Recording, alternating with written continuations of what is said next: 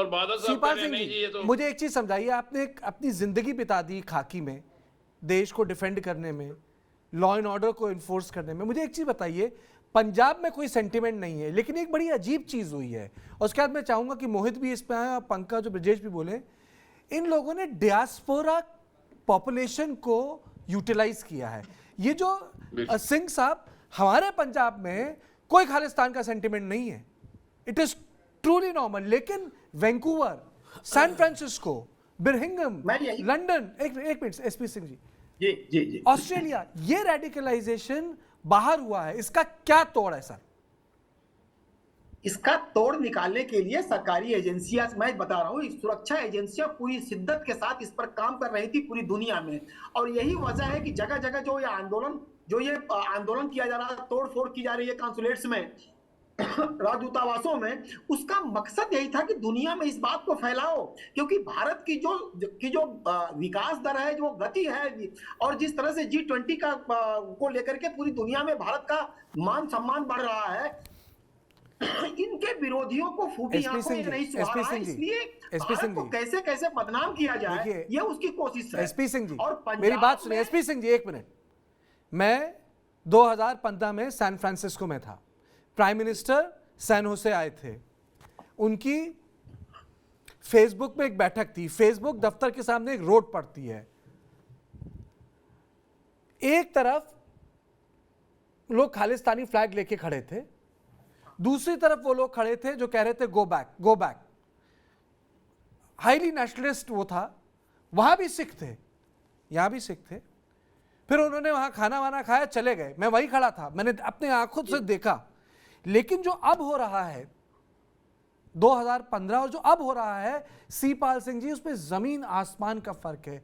वो इंडियन काउंसलेट्स और एम्बेसीज पे धरना प्रदर्शन कर रहे हैं, ये बहुत बड़ा है। मैं आपसे जानना चाहूंगा कि ये इतना इतना ज्यादा रेडिकलाइजेशन बाहर क्यों हो रहा है? इसलिए हो रहा है कि पंजाब में फेल हो गए? या मैं बताता हूँ आपको, बहुत ज्यादा इसके ऊपर तवज्जो की गई। मैं आपको बता नहीं सा डिटेल, उसके एक एक डिटेल आपको दी जा सकती है। इनमें जो रेडिकल, कौन से ऐसे रेडिकल थे जिनके कोई माँ बाप या कोई ऐसा बहन भाई उनके खिलाफ या एक्शन हुआ, मर गए, उनको वो चले गए, दौड़ गए बाहर, उसको गया। फिर ISI ने उसमें क्या रोल अदा किया, फॉरेन एजेंसीज उसमें क्या रोल अदा कर रहे हैं टू डिस्टेबलाइज आवर कंट्री। सवाल ये है कि जो बाहरली कंट्री में कुछ होता है भाई साहब, तो आप बाहरली कंट्री में जाके अपनी फोर्स भेज के नहीं काबू कर सकते। उसको सिचुएशन को काबू करने का इंटेलिजेंस वे होते हैं। अब आप हर रोज में से एक आदमी पूछता है कि उस गिरफ्तारी को नहीं करते। अरे भैया, गिरफ्तारी करनी हो तो आपने नाम दे दिया, आपका जो नाम दिया स्टेट ने, ये आदमी वहां पे कर रहे हैं, इनको गिरफ्तार करो, आपने नाम दे दिया तो वो गया सेंटर के पास। सेंटर की एक एजेंसी है जो लिख सकती है, सेंटर ने लिखा इसको गिरफ्तार करना चाहिए और इंटरपोल को लिख दिया। इंटरपोल ने उस गवर्नमेंट को कहा कि इसको वापस करो, वो कहते नहीं करते। Interpol is just, last time मैं इंटरव्यू में बताया था कि Interpol is the only post box. Interpol के पास कोई ऐसी अथॉरिटी नहीं है कि गिरफ्तार करके वापस कर दो। दे आर ओनली कम्युनिकेटिंग कि उसको जल्दी से वापस कर दो। इंटरपोल इस पोस्ट ऑफिस है, उसके पास उस वक्त ये किया गया था कोऑर्डिनेशन करने के लिए बिटवीन द कंट्रीज, इंटरपोल को दिया जाए, इंटरपोल उनको कहे। तो ये जो बीच में प्रॉब्लम खड़ी हो जाती है, इन प्रॉब्लम्स को एक आदमी हमको वहां से, दो आदमी हमने वहां से लेने हो किसी कंट्री से जो इस एक्टिविटीज में इंडल्ज कर रहे हैं, तो हमें कई साल लग जाते हैं अगर वो वहां का है, क्योंकि आपने यहाँ से लिखा उनके खिलाफ, सेंटर ने उनको लिखा गवर्नमेंट को, फिर सेंटर ने वहां पे, सर, इस तरह से मैं आदमी है मैं जान जो रहा हूं हवाला आप कानून का हवाला दे रहे हैं, पर ब्रजेश, इसमें एक दूसरी चीज़ है, जो हमारा डियास्पोरा क्राउड है उसका रेडिकलाइजेशन एक बड़ा खतरा हो गया है। जिस तरीके से 1980 के दशक में जो तमिल रेडिकलाइजेशन था ग्लोबली, उसने LTTE को फंड किया और पूरे श्रीलंका में आग लग गई। यहाँ आप देखिए, जिस तरीके मैंने एक उदाहरण दिया था आपको, सैन होसे के आगे जो फेसबुक का हेडक्वार्टर है, आंखों देखी बात है, जिस तरीके से जो रेडिकलाइजेशन हुआ है, वो अपना उस डियास्पोरा के पास पैसा है, हिंदुस्तान के कानून से दूर है, लिबरल डेमोक्रेसीज की अपनी कमजोरियां होती हैं, कहीं भी किसी हद तक आपको प्रोटेस्ट करने देगी, और आप बच भी सकते हैं क्योंकि कानून में आपके पास तुरंत डिफेंस लॉयर होगा। जैसे कहते हैं ना, वीकनेस ऑफ लिबरल डेमोक्रेसी है कि आपका टेररिस्ट मेरा फ्रीडम फाइटर और मेरा फ्रीडम फाइटर आपका टेररिस्ट। तो ये जो पूरी दुनिया में ऑर्गेनाइज तरीके से हो रहा है, इसका कोई तोड़ है? देखिए कार्तिकेय, मैं एक चीज़ को बहुत स्पष्ट कर दूं कि ये बिल्कुल ठीक बात है कि विदेशों में लिबरल डेमोक्रेसीज़ हैं और आपको बहुत छूट मिलती है प्रोटेस्ट करने के लिए। तो सैन होजे में यदि किसी को प्रोटेस्ट करने की अनुमति मिल रही है तो इसमें कोई गलत नहीं है, कोई आदमी प्रोटेस्ट कर सकता है।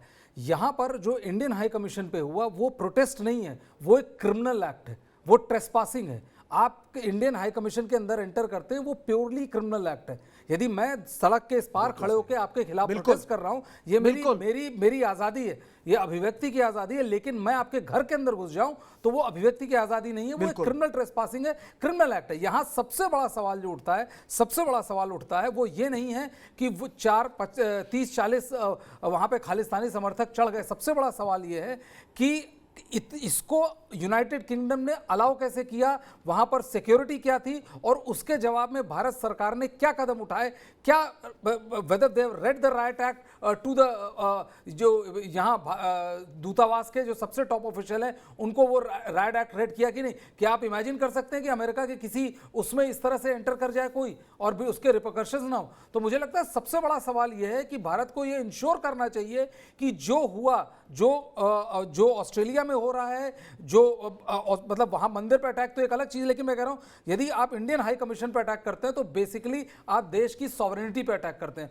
और this can not go unchallenged and this can not go unpunished. मैं नहीं कह रहा वहां फौज भेजें, वो तो एकदम बचकानी बात होगी, लेकिन आप ये इंश्योर कर सकते हैं कि यदि यहां पर आप एम्बेसी को फुल सुरक्षा देते हैं। मैंने आपको देवयानी का केस बताया था जिसमें जैसे ही भारत सरकार ने टिट फॉर टैट किया, पूरी अमेरिकन एम्बेसी और अमेरिकन सरकार लाइन में आ गई एकदम। मुझे लगता है भारत सरकार को यहां वो रिपीट करना चाहिए। और फंडिंग की बात देखिए, आपके पास रॉ है, आपके पास इंटेलिजेंस एजेंसीज हैं, ये ऐसी चीजें हैं कि आप इनके तमाम ग्रुपों को इन्फिल्ट्रेट कर सकते हैं, लेकिन ये आपके एक रोबस्ट मैकेनिज्म का हिस्सा होता है। आप इन सब चीजों से सरकारी तरीकों से हैंडल नहीं कर सकते कि हम आज ये प्रयास कर रहे हैं, बाद में आगे जाके ऐसा होगा। मुझे लगता है ये एकदम रियल टाइम पे होता है, और इस चीज पे सबसे बड़ी चीज ये है कि इस पे आप पॉलिटिक्स नहीं खेलना चाहिए। जो पंजाब में जो एक एंगल देख रहे हैं कि हर आदमी इस पे पॉलिटिक्स खेल रहा है, यदि वो क्रिटिसाइज भी कर रहा है तो उसका एक पॉलिटिकल स्लांट जरूर है कि वो सरकार को क्रिटिसाइज कर रहा है, वो राज्य सरकार को क्रिटिसाइज कर रहा है, तो वो इसलिए कर रहा है कि वो बीजेपी की सरकार नहीं है, एसएडी कर रहा है, सबको पता है उनका अपना मंतव्य है,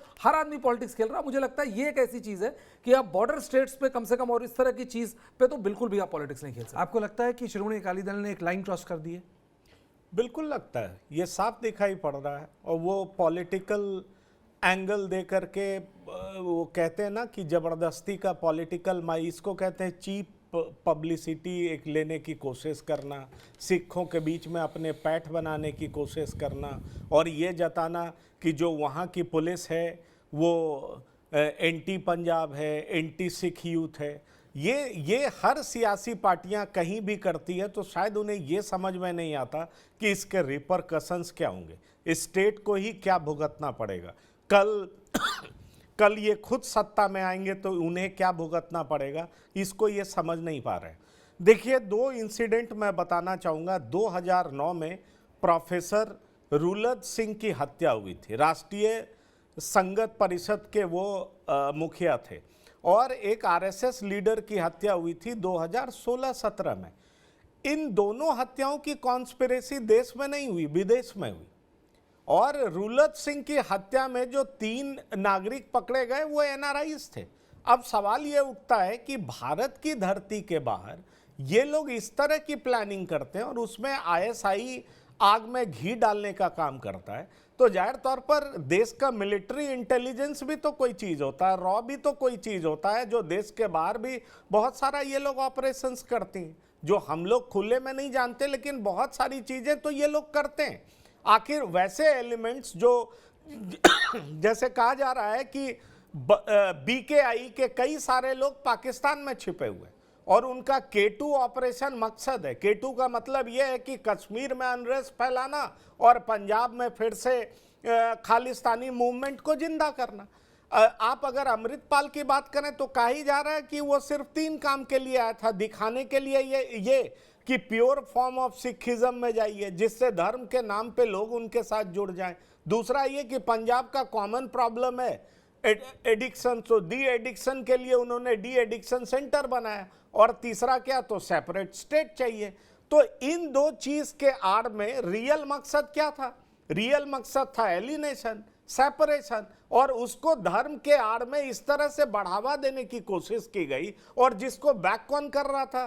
तो बीकेआई, आईएसआई। तो हमारे इंटेलिजेंस एजेंसीज को भी सोचना पड़ेगा, क्योंकि इंटेलिजेंस एजेंसीज धर्म भजन करने के लिए तो होती नहीं है, वो बाहर के देश में हमारे देश की सुरक्षा के लिए इंटेलिजेंस एजेंसीज कई सारे ऐसे ऑपरेशंस करती हैं। बिल्कुल सही मोहित, बिल्कुल सही मोहित, जिससे देश को सुरक्षा मिल जाए। मतलब मोहित अभी पोस्ट फैक्टो कह रहे हैं कि दुबई में ट्रेनिंग हुई, जॉर्जिया में ट्रेनिंग हुई। जब आपको पता है कि जॉर्जिया और दुबई में ट्रेनिंग हुई तो 3 साल वो क्या कर रहा था यहाँ? जब पता था आपको दुबई और जॉर्जिया में ट्रेनिंग हुई है, हैंडलर्स उसके वहां हैं, तो 3 साल खुली छूट क्यों मिली उसे? आपका क्या मानना है? देखिए, बिल्कुल आप सही कह रहे हैं। मैं इस बात से पूरी तरह इत्तेफाक रखता हूँ। ना सिर्फ ट्रेनिंग हुई, बल्कि जिस तरह के लिबास से वापस आया अमृतपाल सिंह, उसको भी हमें देखना पड़ेगा। बिल्कुल सही बात है। खुद को उसने जर्नैल सिंह भिंडरावाले की तरह गेटअप दिया।